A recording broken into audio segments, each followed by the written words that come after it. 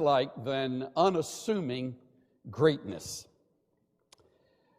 This is especially true when the one modeling that trait is extraordinarily gifted and magnificently competent and eminently successful, but at the same time remarkably unassuming and unpretentious. It was back in 1971 that the Lord called me and our family out to Southern California to begin a ministry serving Him at a local church in that vast megalopolis. I didn't realize at the time, but our arrival occurred right when one of those unassuming great men had reached the zenith of his career. And he was in the middle of his most successful time as the head basketball coach at UCLA. His name became, in a matter of a few years, a household word in homes where sport is loved, especially the game of basketball. And all of us out there watched with just eye-opening wonder at the championships he won, but even more significantly at the character of the man himself. His life was filled with a mixture of contrasts. Enormous adulation on the one hand, at the same time, ego-centered athletes who would come on the scene and be under his tutelage as he would add to their life that John Wooden touch. Pauley Pavilion was filled, home game after home game, as these teams came through, and in a matter of years, a whole new squad, and yet again another championship. It was a pleasure not only to watch him from the distance, but to get to know him up close and personal and realize that none of this turned his head. He was the same man as he had always been and as he is to this day. I suppose that's the reason that I appreciated years later the words written by Rick Riley of Sports Illustrated, who did a piece on him he titled "A Paragon Rising Above the Madness."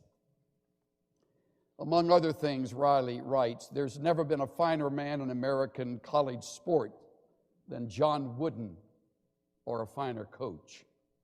He won 10 NCAA basketball championships at UCLA in 12 years, the last in 1975. Nobody has ever come within 6 of him. He won 88 straight games between January 30, 71 and January 17, 74. Nobody has come within 42 since then.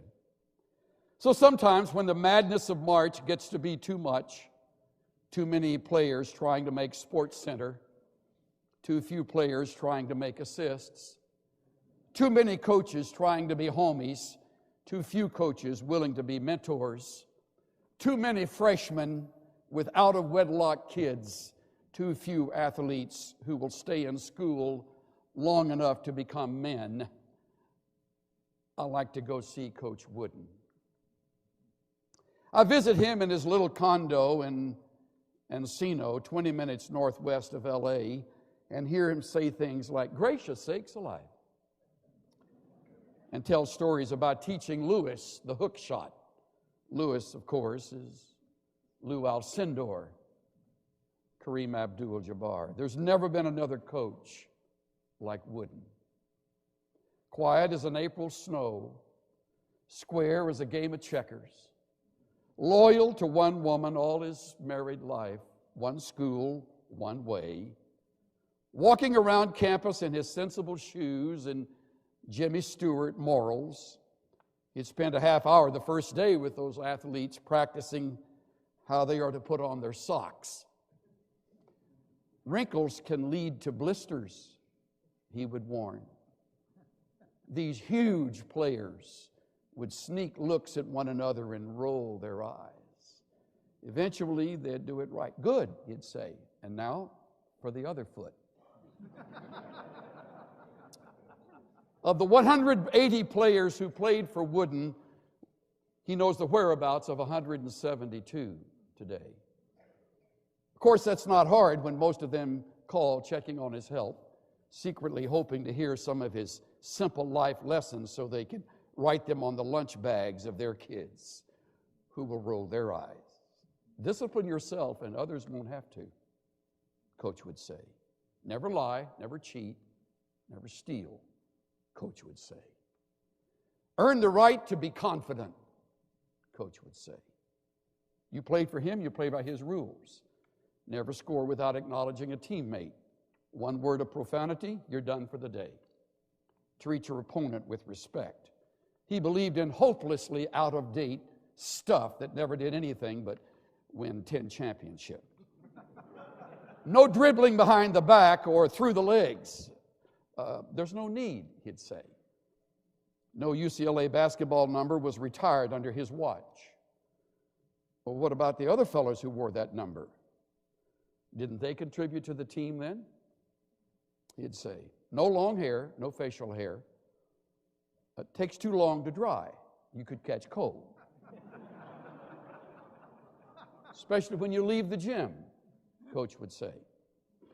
That one drove his players bonkers. One day, All-American center Bill Walton showed up with a full beard. It's my right, he insisted.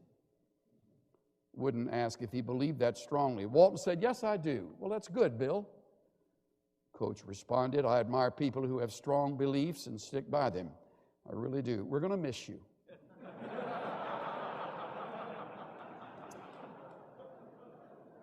Walton shaved it right then and there. Now, Bill Walton calls him once a week just to tell the coach he loves him. Unassuming greatness. Extraordinary gifts, incredible competence. But he never knew how great he was. How refreshing.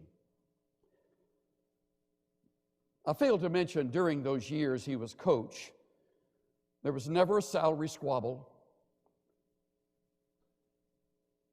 There was no DWI scandal. No sad story of coach abusing a player. Not one skeleton rattling in the closet about a sexual affair with some other woman. Ever. Just unassuming greatness. The best example of all, of course, is Jesus, our Savior. But the 12 disciples seemed like they spent those 3.5 years overlooking that. They were so busy positioning themselves for a place of significance. Mark records a couple of those moments in the life of Jesus with his disciples.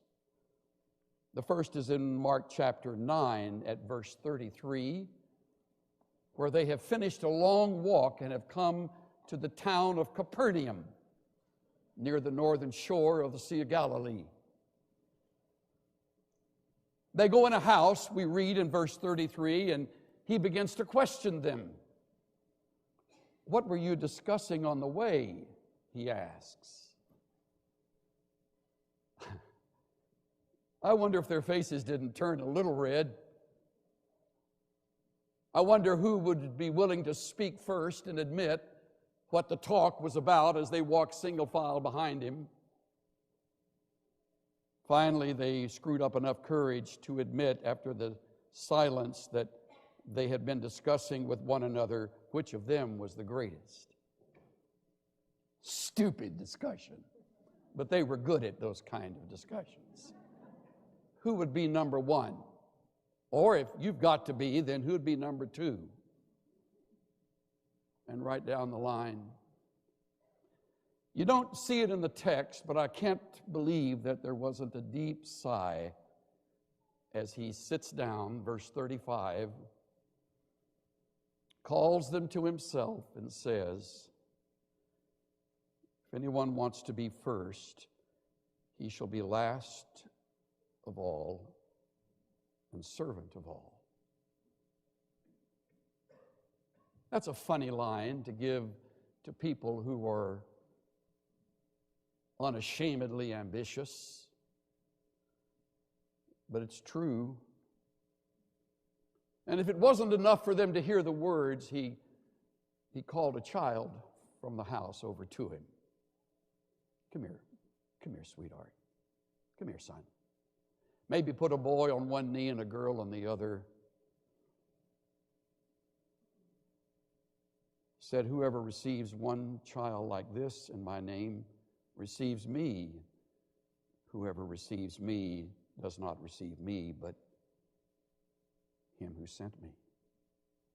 Reminds me of the line that appears at the end of Matthew, inasmuch as you have done it unto these, even the least of them, you've done it unto me.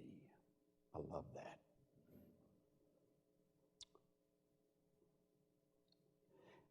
They didn't get it. So turn the page and you'll read a similar account in chapter 10, verse 35, where two of them decide they'll no longer talk to the other 10 about it. They'll just go directly to their leader. And it's James and John. James and John.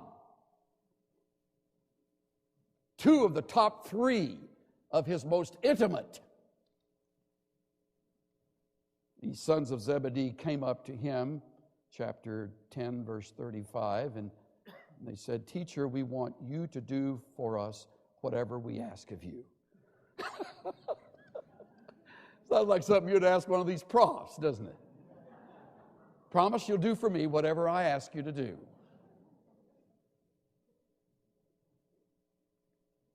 He said, what do you want me to do for you? They have the audacity, after that previous lecture and object lesson, to say, grant that we may sit one on your right and one on your left in your glory. Not the middle seat, that's yours, but one on the right, one on the left. I mean, it's only right, Lord. Look what we've given up, forgetting what he had given up to come. And he, in his unassuming greatness, said to them, you don't know what you're asking. Sometimes there are answers that great men give that just sort of level us. And we are chagrined. We're just taken aback by them. It's happened to me many times in my life.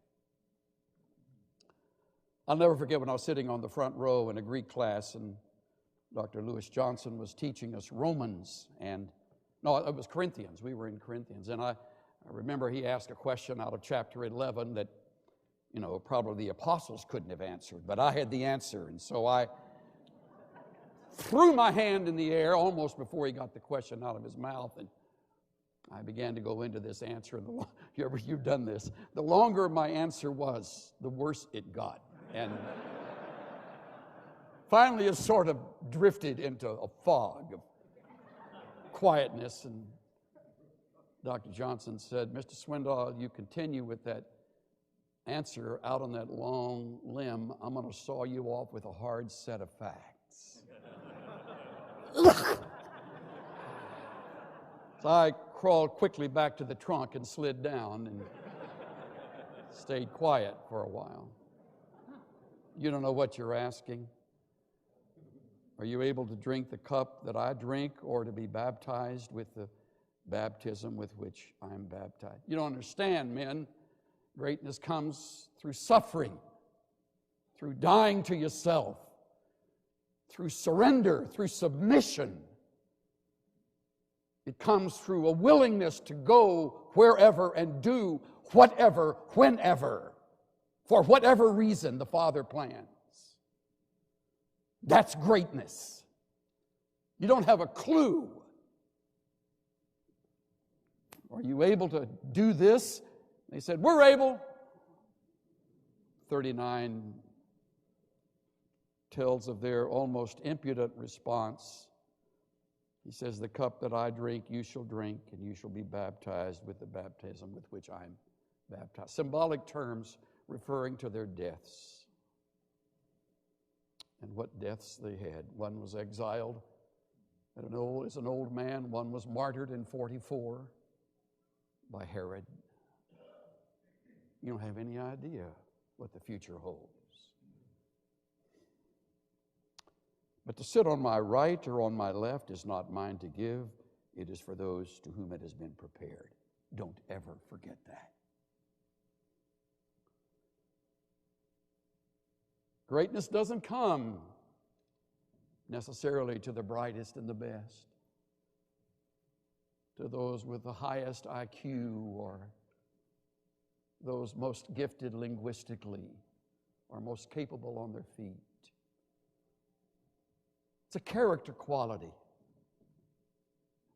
And the Father preserves and reserves that particular position for those He chooses.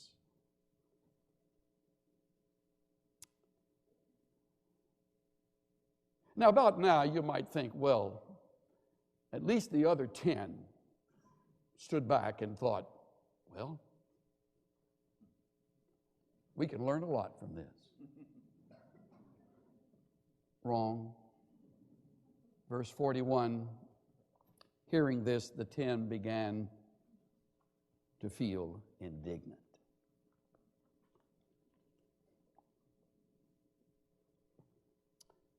It's a strong word, indignant. They were irritated. I mean, what about us? They were aggravated with James and John. Realizing that there was a virtual mutiny starting, Jesus says to them, come here, men. Come over here. Pulls them aside, calls them to himself, and turns the dialogue into a monologue. This is one of those brief discourses that I hope you never forget. He said to them, you know that those who are recognized as rulers of the Gentiles lord it over them. Their great men exercise authority over them. Look again at the verse. You know this. In the rank and file of the military and the corporate world and the political world, there is a definite, clearly defined chain of command. There are generals and there are colonels, and there are majors and there are captains, and there are lieutenants and there are sergeants and there are corporals. It's like that in the military world. There are CEOs and COOs and CFOs. In the political world, there are presidents and vice presidents and cabinet members, and it works that way. It's all part of the organizational plan. However, the Greek, with great emphasis, begins the next verse, not so is it among you. Not so. It doesn't work like that in the family of God. There is no status or rank. There is no power play for gaining a position. It's like the psalmist writes, don't lift up your horn on high. Don't blow your own horn. Do not speak with insolent pride, for not from the east, nor from the west, nor from the desert comes exaltation. God is the judge. He puts down one and he exalts another, and it is his sovereign right.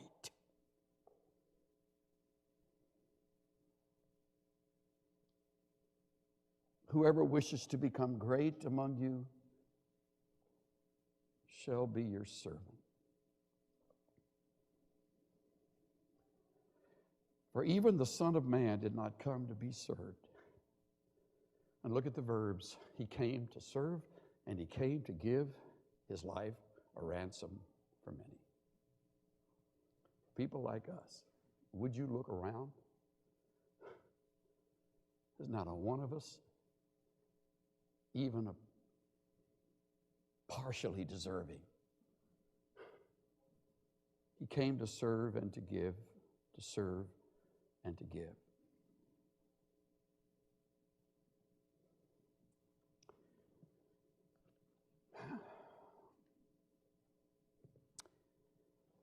I just finished reading again Leighton Ford's outstanding book, Transforming Leadership. In it, he writes this. Several years ago, I had lunch with Richard Dortch, who had just been chosen to become the executive vice president of the PTL Club, a multi-million-dollar religious televangelism network. Dortch had headed his denomination's work in Illinois, had an outstanding track record. I was frankly very impressed with what he had to say and with his seeming sincerity and competence. He planned to recruit a strong finance director and several MBAs to establish some fiscal sanity, as he put it. It's going to be like turning the Queen Mary around with a teaspoon, he said. Won't be easy, but I plan to do it. I wished him well and then watched from a distance.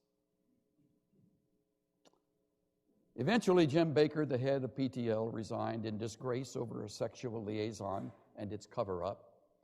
Both he and Dortch were convicted for the misuse of funds.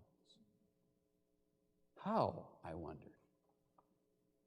How could a man with such seemingly good intentions go so wrong? So I read with interest a later interview in which he described how the managers of PTL came to define success. Listen to this. Quote, "It is all tied to how many stations we have on our network or how big our building is. It is so easy to lose control, to compromise without recognizing it. At PTL, there was not time taken for prayer or family because the show had to go on. We were so caught up in God's work that we forgot about God." He also talked about the impact of television on preachers. A television camera, he said, can change a preacher quicker than anything else. Those who sit on the sidelines can notice the changes in people once they get in front of a camera. It turns a good man into a potentate. It is so easy to get swept away by popularity. Everybody loves you. Cars are waiting for you, and you go to the head of the line. That is the devastation of the camera. It has made us less than what God wanted us to become. In PTL's case, the TV camera, the show, even the ministry itself had become ends in themselves.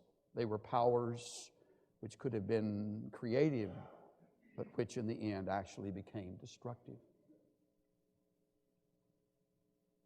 Ford concludes, "For those of us not in the public eye, it's easy to point the finger at the Jim Joneses and the Jim Bakers, but power can be just as seductive to a teacher in a classroom.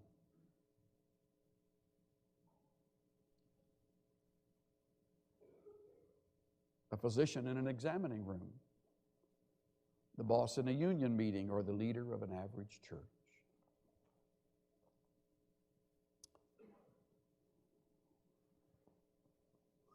We live in a dog-eat-dog world, and it quickly and easily invades the ranks of the religious. So today I come with great hope for you who are looking at this school with your future in mind. But I come today with a word of warning to all of us. Be careful.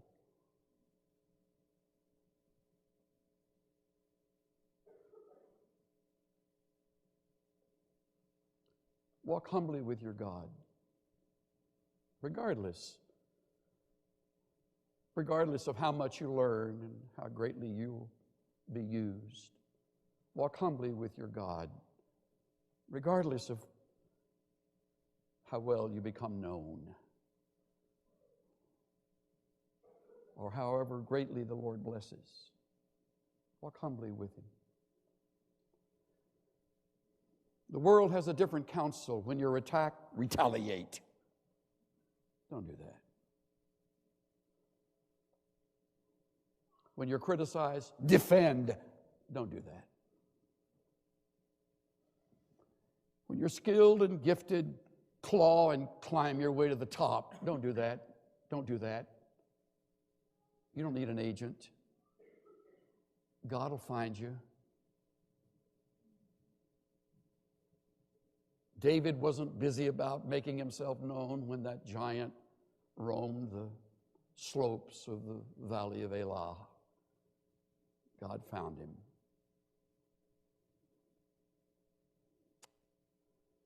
And when he slew the giant, it's wonderful. He didn't quickly go downtown looking for crowns. He went right back with his father's sheep. Unassuming greatness.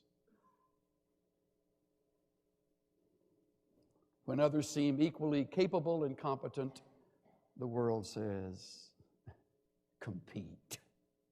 Don't do that. It's what the world does. Next time you're tempted to turn your ambition loose, I'll give you 3 words. First, remember. Remember. Remember the lifestyle of the people of the kingdom. Remember Jesus' words, it is not so among us. Second, release. Release the controls to God. Release the importance of your reputation. It was Wooden who said this, be more concerned with your character than with your reputation. Your character is what you really are, while your reputation is merely what others think you are. Most folks will think you're better than you are. Do your best to correct them. The closer they get to you, the more they'll realize you're not that great. A few people are, the Woodens, the Tom Landrys, many of these who teach you, but they would never be the ones to say so. So release that. Third, return. Return to the priorities of Jesus to serve and to give. Back when I had the privilege of sitting in the president's office of this great school, one of the high marks was a time I would take to do exit interviews with graduates. It was always refreshing to be with them and to see the product of our teaching and our mentoring and time with them. One particular year was especially meaningful to me because our youngest son came on campus to visit with us. We hadn't seen him for months. He lived in Nashville. Some distance had come between him and me through mistakes I had made, and we were in the process of rebuilding our lives. So it was especially good to have him with me and with us. And he didn't know I was doing exit interviews, and he just kind of followed me around from one thing to another. So when it came time for the interview, it was great for me to sit back, and he was right in the middle. It was terrific. Here were all these hotshot graduates from Dallas Seminary, 8 or 10 of them, and here he was in the middle firing questions. It was great. I watched it, and about an hour or so after the exit interview ended, I was taking him to the airport to get him on his flight back to Nashville. He was really quiet. I said, well, thanks for coming. He said, I loved it, Dad. Really, the best part wasn't being with you, but was being with those graduates. And I said, they're terrific. He said, let me tell you something, Dad. I've never been around a more humble group of men and women in my life. Isn't that great? I was so proud of you. It was such a joy to hear him say that. Never been around a more humble group of men and women in my life.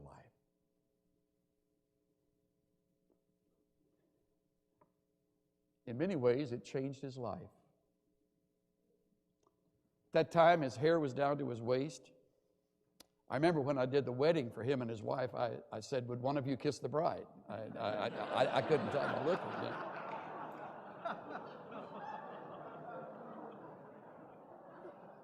Scout's honor. He went home, he said to Jenny, let's cut this hair off.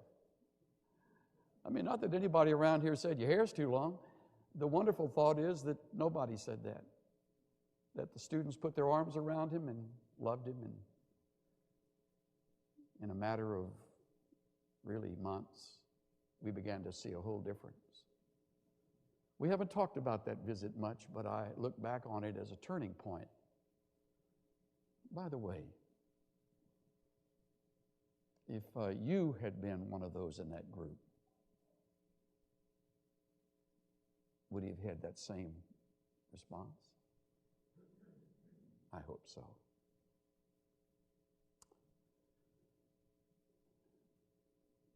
Many wonderful and great men and women have sat where you're sitting.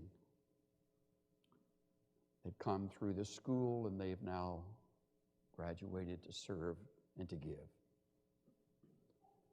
And it was here that we learned the basic rudiments of ministry. The best part wasn't in the textbooks. It was in the mentoring. It was in seeing in the lives of those who taught us these kind of things. I said to Cynthia as I put my tie on and got ready for this morning, I said, well, I'm back on a campus. She smiled and said, let's see, when did all this start? I said, back in 1959. We didn't even have any kids. Here we are with 10 grandkids. And she said, and that school is still great. And it is. Unassumingly great.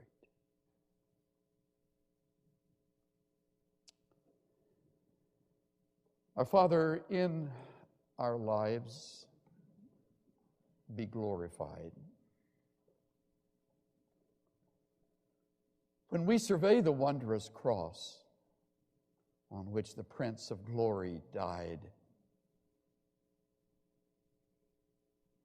our richest gain we count but loss and pour contempt on all our pride. Be glorified in our family. Be glorified in our church. May you be exalted as we are abased. That's what pleases you. And what pleases you is what we want. Help us in these years of learning and growing to get that lesson down clearly. That Christ is to be glorified. And we are to give and to serve. In the name of Jesus, we pray. Everybody said.